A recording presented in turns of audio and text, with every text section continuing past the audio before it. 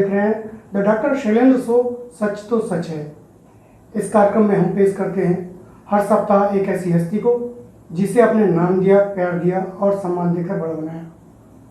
आज की इस कड़ी में हम आपको मिलाते हैं 2011 बैच के मध्य प्रदेश राज्य प्रशासनिक सेवा के अनुविभागीय प्रशासनिक अधिकारी SDM मैहर सुरेश अग्रवाल जी हैं, जिनका मैं इस कार्यक्रम के माध्यम से स्वागत करता हूं। आज हम बात करते हैं जीवन के उन अनछुए पहलुओं को जिन्हें केवल आपने ही महसूस किया।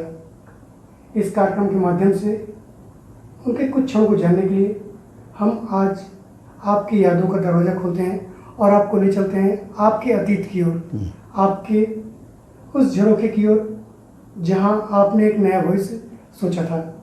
हम बात करते हैं आपके अपने परिवार और आपकी शिक्षा के बारे में। आप क्या कहना चाहेंगे? मेरे परिवार में मेरे माता पिता जी अब जो नहीं हैं, अभी वर्तमान में 2 बेटियां हैं, 1 बेटा है और मेरी पत्नी है। शिक्षा मैंने सब रीवा में प्राप्त की है।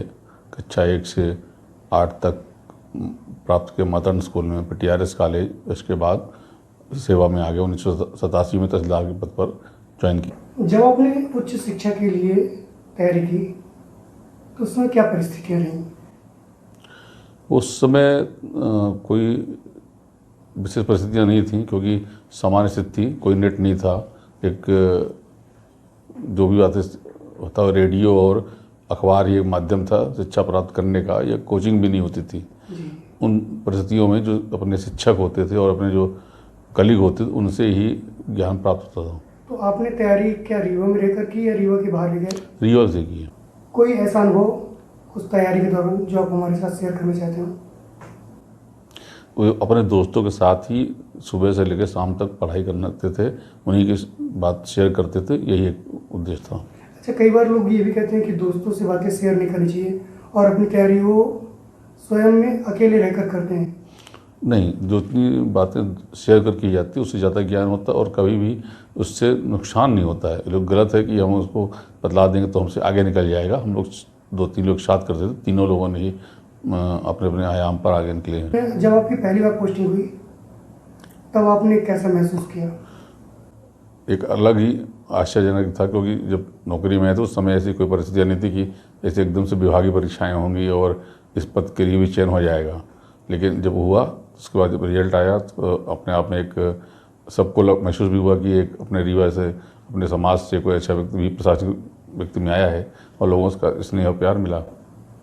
आप तहसीलदार के पद पर भी रहे, उस समय का अनुभव क्या रहा? बहुत अच्छा अनुभव रहा। मेरे जितने सीनियर्स रहे या मेरे जूनियर्स रहे, सभी ने हमेशा कार्य में सहयोग दिया और जहाँ भी रहे अच्छे कार्य किए हैं और लोगों में एक अपनी छवि भी बनाई है। जी। जैसा कि सभी जानते हैं कि सफलता का कोई शॉर्टकट नहीं होता है। हाँ, बिल्कुल नहीं होता है। जो भी कार्य आता है उसको तन्मयता से करना ही सफलता मिलती है। तो आपने किस प्रकार तैयारियां की? तैयारियाँ जो बुक्स थी उनको पढ़ना, लोगों से किस तरह से तैयारी की जाती है, ज्ञान प्राप्त किया और उसी माध्यम से आगे बढ़ते गए। आपकी जो सफलता है तो इसका मूल मंत्र क्या था इस पद को पाने का? कर्म। प्रायः देखा जाता है कि एक अधिकारी और कर्मचारी के बीच अनबन बनी रहती है, लेकिन आपके जो मताहत हैं वो आपसे काफ़ी खुश हैं। तो इस एक अधिकारी के तौर पर आप अपने अधीनस्थ कर्मचारियों के साथ किस प्रकार सामंजस्य बैठाकर कार्य करते हैं? उनकी जो भी समस्याएं होती हैं उनको समय पर निपटाना, उनकी जो कार्य करने की पद्धति होती है उसमें सुधार लाना, ये सब चीज़ होती हैं। क्योंकि कभी कार्य न करने पर डांट भी मिलती है और कभी अच्छा काम करने पर प्रोत्साहित भी करना होता है। जिस तरह के जो लोग होते हैं उनको उस तरह से कार्य ले लेते हैं, समझ बैठाकर ही कार्य करने पर प्रगति होती है। कोई एक ऐसा अनुभव जो आज आप हमारे साथ शेयर करना चाहें? 1998 की बात है, जब मेरा प्रमोशन हुआ था नायब तहसीलदार पर, तो मुझे उम्मीद नहीं थी कि मेरी पोस्टिंग रीवा में होगी। मैंने सोचा था कि अब रीवा से बाहर ही कहीं पोस्टिंग होगी, लेकिन फिर जो है एक संयोग ऐसा आया कि रीवा में ही मुझे तहसीलदार के पद पर लगातार 4 साल कर दिया। एक पहला ऐसा व्यक्ति हूँ कि रीवा में 12 साल लगातार कार्य करता रहा और सभी से अच्छे स्नेह के साथ कार्य किया, कहीं किसी के साथ कोई बुराइयाँ नहीं है। ये सब। आपके जीवन का सबसे महत्वपूर्ण पल कौन सा? जब मैं पहली बार डिप्टी कलेक्टर बना और राहतगढ़ में SDM बना। अब आप अपनी ज़िंदगी का सफ़र कैसे? अच्छा सफ़र देख रहे हैं, सभी लोग सहयोग कर रहे हैं, सभी के अच्छे मैसेज मिलती हैं। कहीं किसी से कोई ऐसा नहीं लगता कि ये हमारा काम है। वह अभी कोरोना काल आया, कोरोना काल में भी मैहर में जो है हर कार्य की प्रशंसा हुई कोरोना की भी।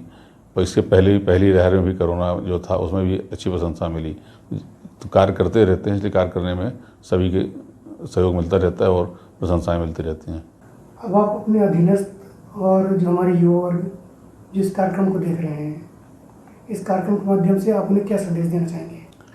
जो जिसको दायित्व जो मिलता है उस दायित्व को अपने मन गम से करे, जो भी, क्योंकि जब तक कर्म नहीं करेगा और जब तक उसको मन से नहीं करेगा तब तक उसको कोई सफलता नहीं मिलती, असफलता ही मिलती। इसलिए हर कार्य को जो भी मिले उसको प्रसन्न होकर करे, तभी सफल। हमारी खुशनसीबी है कि द डॉक्टर शैलेंद्र सो सच तो सच है में आज हमारे बीच मध्य प्रदेश प्रशासनिक सेवा के अनुविभागीय अधिकारी SDM मैहर सुरेश अग्रवाल जी ने अपना अमूल्य समय दिया। इसके लिए मैं आप सभी की ओर से उनको बहुत बहुत धन्यवाद देता हूँ। बहुत बहुत धन्यवाद आप। सच तो सच है में बस आज इतना ही। कुछ और के साथ आपसे मुलाकातें होती रहेंगी। तब तक के लिए हमें इजाज़त दीजिए। आदाब, सत श्री अकाल, नमस्कार।